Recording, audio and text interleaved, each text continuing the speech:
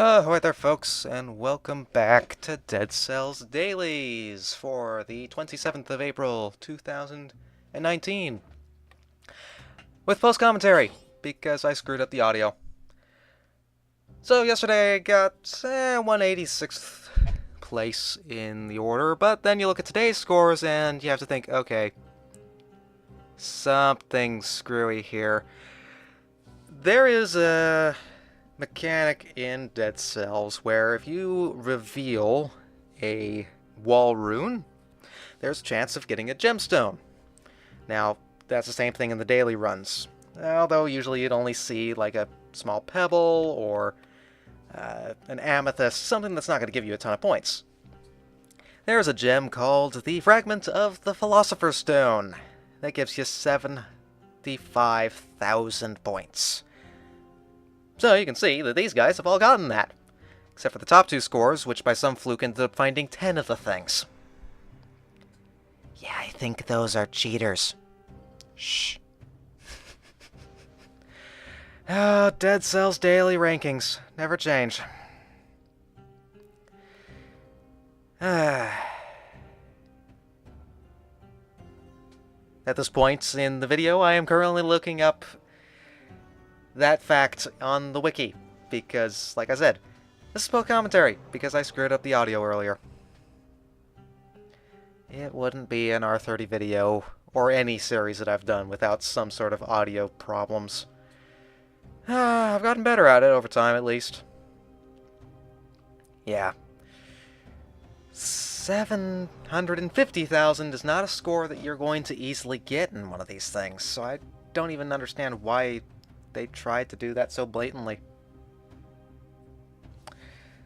Let me quickly look up while I'm running that up.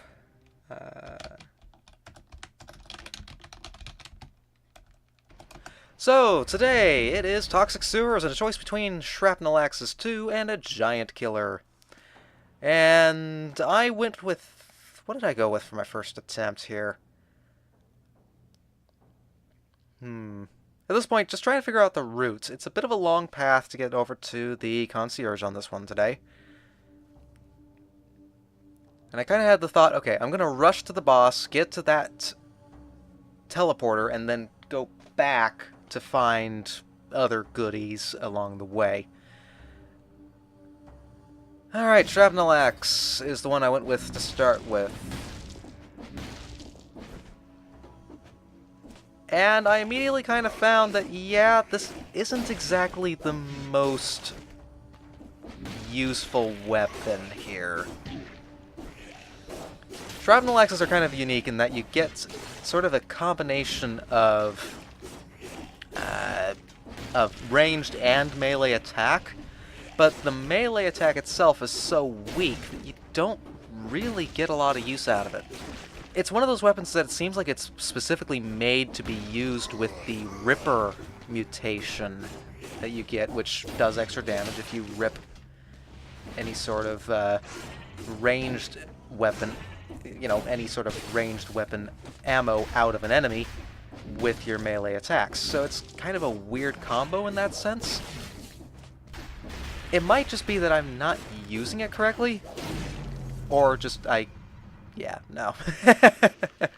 First attempt, 57 points with a almost 3,690th place. Yeah, not happy about that one. Not happy about that one. So, I took a closer look, and yeah, Giant Killer has a better DPS than the Shrapnel Axe. So, yeah, even though the Giant Killer, not necessarily that strong against non-elite or non-boss enemies, it's gotta have to do.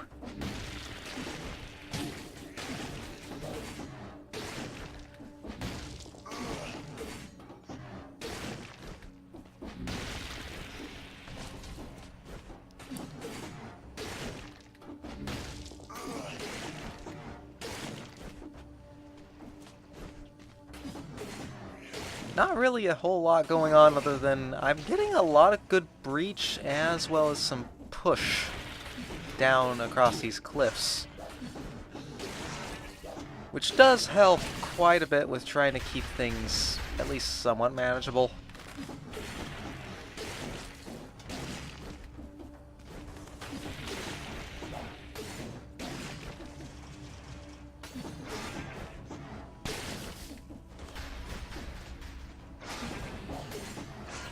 And finally, there's our first scroll.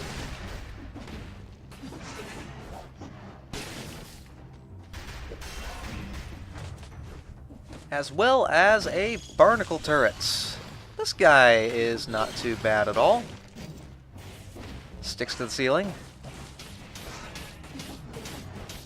Turrets are a very interesting part of the Dead Cells game. It's a deployable that does extra damage to stuff. Kind of a holdover to some of the earliest builds of Dead Cells. You kind of have this interesting, almost tower defense origins for Dead Cells when Motion Twin were first kind of coming up with the idea for the game. And that still kind of exists still to a point in the form of these different turrets that you can collect, deploy. Also, that was a long stun time for that broken ground landing on top of that zombie. I forget how long that actually is. Also, Floor Rune. It is nothing but just a croissant. So, not really the... Definitely not the Philosopher's Stone that we're looking for.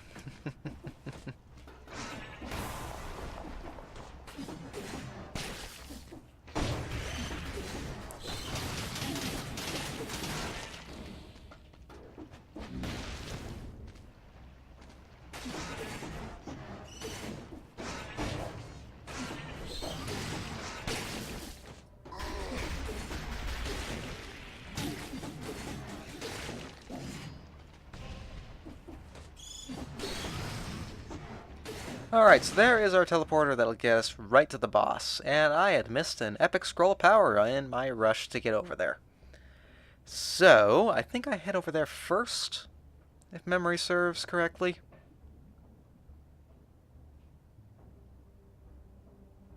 Yeah, I pointed that out as that's probably where my elite fight is at.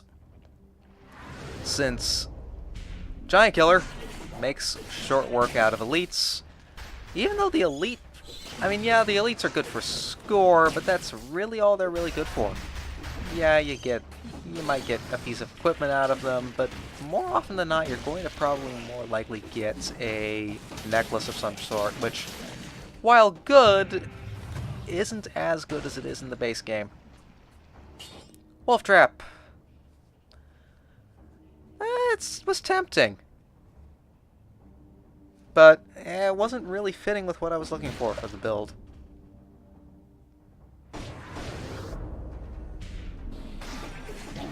Ah, those ugly worms.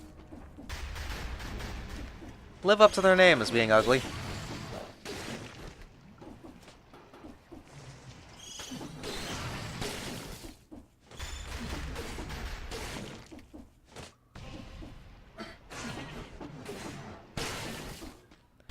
Alright, what do we have for an elite? It is a normal zombie, but with the line of doom going down to up.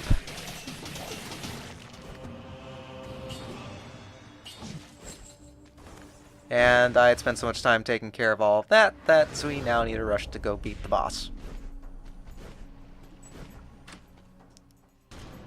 Good old concierge.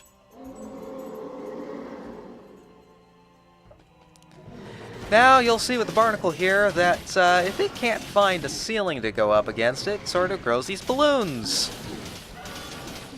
It's also not as strong, which kind of sucks, but that's how it goes.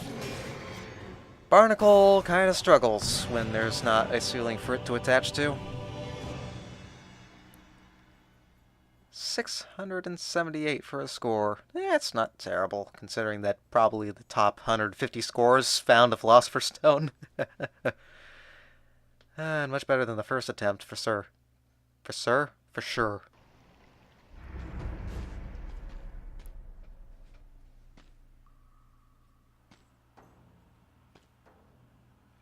Now I think about it, the shrapnel axe is probably better used at a distance as a ranged weapon than actually as a melee attack.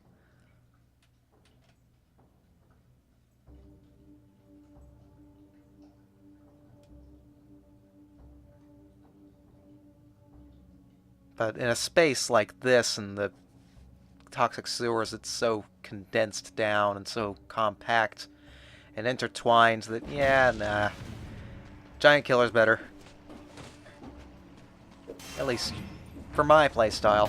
That said, haven't seen a shield yet this daily, so I fail to remember if I actually found any.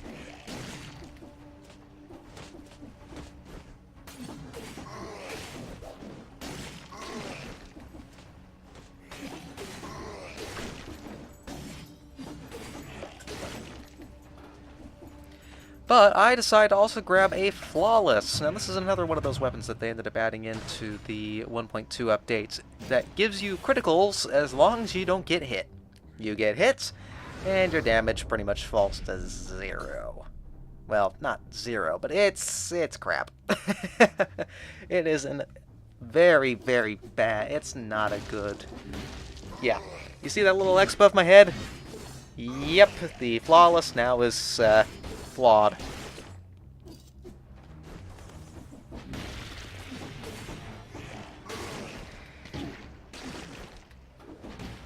And to be honest, considering that my whole playstyle when it comes to survival scaling weapons tends to be just tank the hits using shields or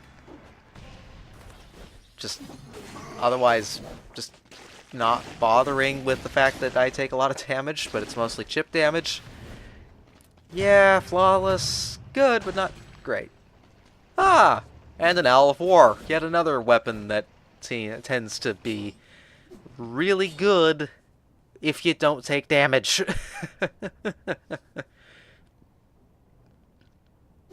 It's really good in the fact that it's basically just a turret that follows you around.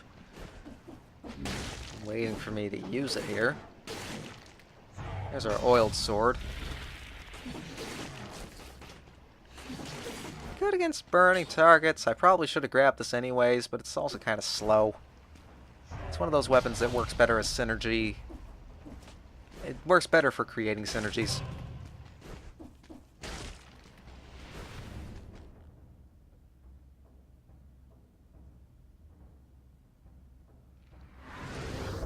Yeah, when do I use this owl?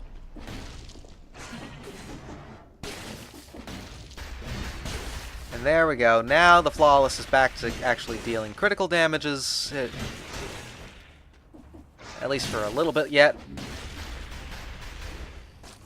There's our owl. Yeah, now I'm pretty darn strong. Because the owl does a lot of damage. Flawless spear does a lot of damage. But as soon as I take any damage, that damage is basically gone.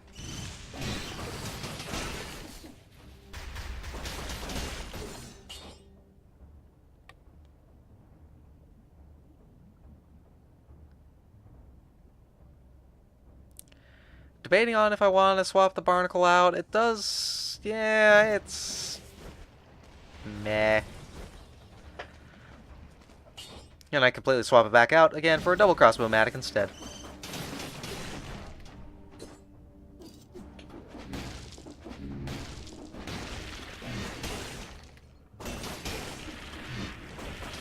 And there's the damage. The owl is gone. The Flawless is now flawed. And it's back to the giant killer just because Not to mention also, if you do take damage while the great owl is out, you've got to wait about 30 seconds for that guy to decide to come back. And it's not... Okay, yeah, no, I'm just getting to the point of, like, playing sloppily because it's like, ugh.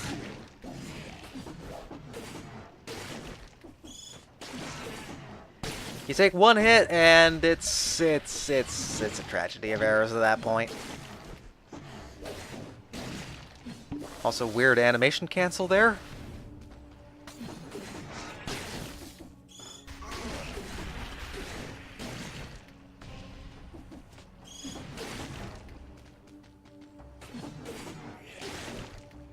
I think I was debating on how much more... Yeah, I still had about a minute left. That wasn't a huge thing. Okay, so I decided, let's swap back to the Flawless, except my Flawless just barely got the critical back.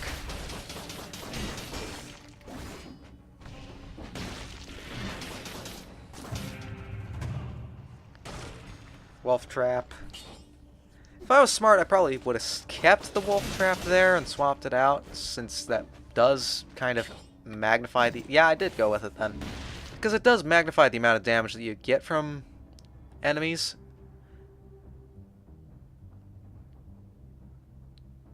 I think at this point I just decided, nah, just end the daily. We're done. Use the Wolf Trap, and... Yeah, this is gonna go... kinda poor, I think. Because, yep, took the damage, lost the Flawless damage, and lost the Owl. That Owl is now gone. It is not coming back. Just swap back to the Giant Killer and deal with this guy the way we know how. Which is... combo damage.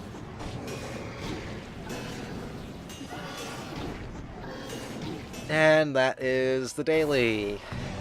3 attempts. That's how it goes. And I did not improve. I was off by... did 10 points a little worse on that one. So, yeah, no Philosopher Stone for me, I'm afraid. Which I guess is fine, because it's like, why is that even in the rotation for that sort of stuff? You know what I mean? I mean, the fact that the second place player died and was still able to pull off that high of a score. It's like, why is it even a problem?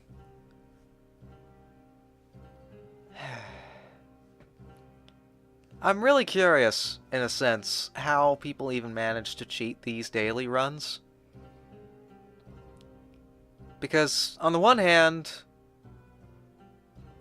yeah, it's a competition, but on the other hand, it's so bluntly obvious that you cheat. So why do you do it? Like, do you cheat using something like Cheat Engine and just change the score value off the bat? Or do you actually, like, just freeze the timer? Like, normally the scores that we get are still achievable. But, meh. I wish you the best for the rest of your day. I'm gonna quit griping. And I'm going ahead and re-upload this again.